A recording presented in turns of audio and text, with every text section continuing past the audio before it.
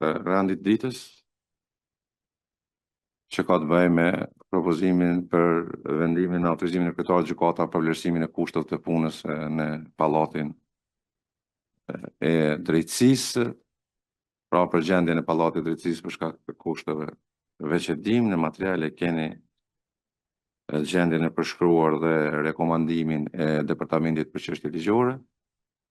A hapi diskutimin, a ka dikush diçka? Unë nuk jam në Pallatin e Drejtësisë, kemi gjyqtarë të cilët janë edhe sot kësaj dite gjykojnë në Pallatin e Drejtësisë, por isha në vizitë dhe vizitum shumë herë Pallatin e Drejtësisë.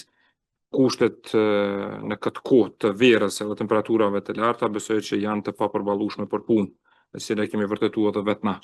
Është bërë shumë pas nënshkrimit të memorandumit nga ana e Këshillit Gjyqësor Kosovës me ministrit përkatëse për me marrë në mbikëqyrje Pallatin e Drejtësisë, është punuar shumë në këtë drejtim, në sanimin, është punuar disa ditë edhe në disa zyra dhe ka funksionu ky farë përmirësime edhe kushte, por definitivisht edhe sot kësaj dite nuk është arritur që të stabilizohet gjendja dhe kushtet në Pallatin e Drejtësisë. Atëherë unë edhe para se ta qitni ju në votim, deklaroj se do të votoj për që të autorizohet secili kryetar varësisht për kushteve me të cilat bizotrojnë aty të ndërmarrë veprimet edhe hapat e duhura, për shkak se kjo është përmirësinia e gjyqtarëve dhe stafit i cili punon në Pallatin e Drejtësisë, dhe ne si Këshill Gjyqësor duhet të kujdesemi që ata të kenë kushtet e përballueshme, s'po kushtet elementare për punë, për shkak se edhe për publikun, do të thënë nuk jemi të folë që mi siguru kushtet lukse atje, po jemi të folë për mungesë oksigjeni, jemi të folë për mungesë të temperaturave.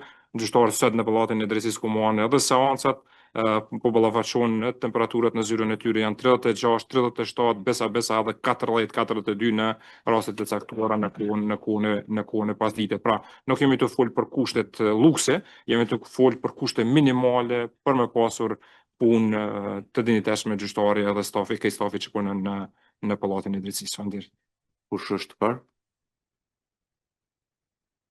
Atëherë, me vota unanime autorizohen kryetari i Gjykatës Supreme, kryetari i Gjykatës Apelit, Gjykatës Komerciale, Gjykatës Themelore Prishtinë dhe Gjykatës Administrative që të vlerësojnë kushtet e punës, gjendjen e premtuara të larta në Pallatin e Drejtësisë dhe varësisht nga vlerësimit e vendosin produktimin e punës apo pëzullimin deri në përmirësimin e gjendjes. Vendimi hyn në fuqi me datë 6/2026.